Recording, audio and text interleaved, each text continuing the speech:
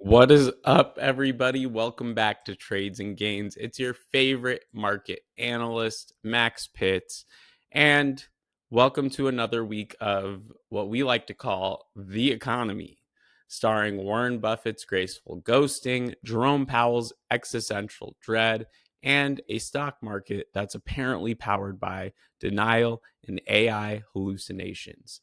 Buffett, he's finally handing the keys to Berkshire over to Greg Abel, aka the designated driver of Wall Street's oldest money machine, and just in time for Powell to mumble us through another Fed nothing burger on Wednesday.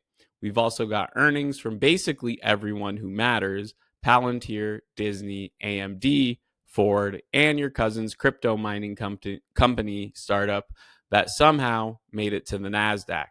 Let's dive into this week's delicious mix of rate roulette, earnings chaos, and flow that tells us what the whales really think.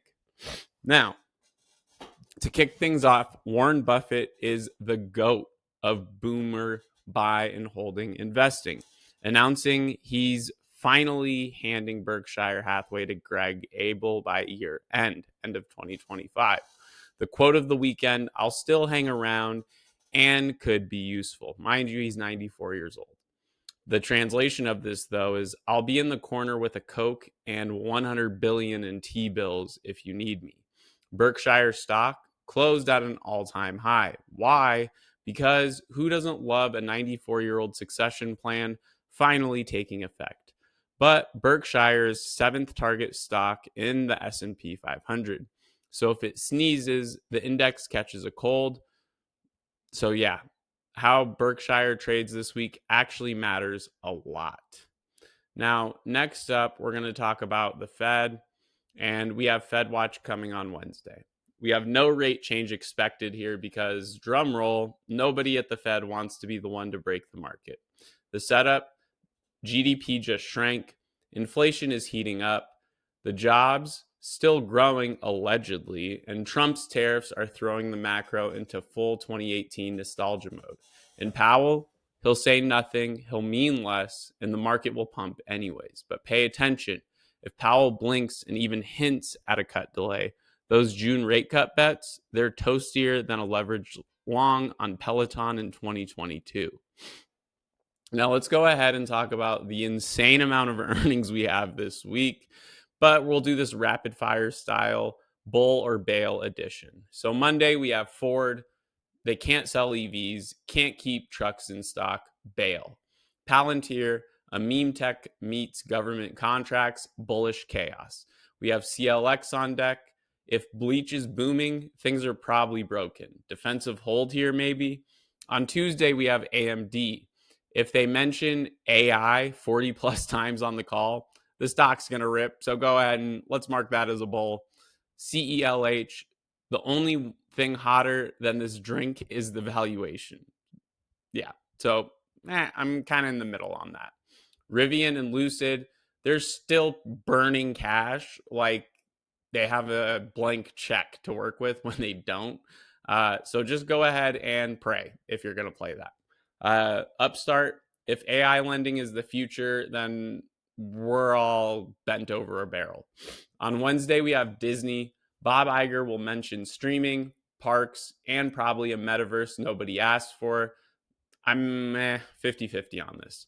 Uber, we're profitable, kinda, bull. Oxy, if oil rips, this rips. Simple as that. So watch oil prices throughout Monday and Tuesday, by the way.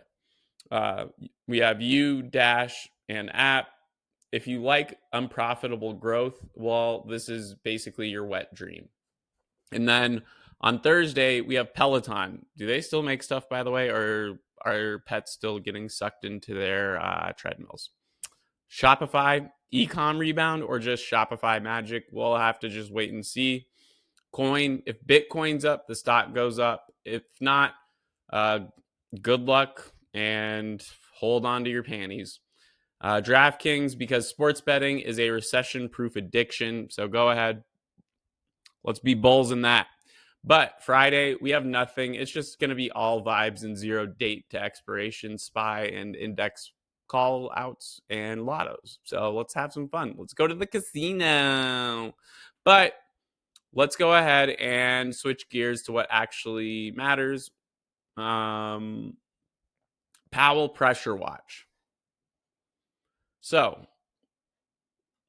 we got Trump's out here screaming, no inflation, cut rates on Truth Social, while Powell's just trying not to get fired by both Congress and history books.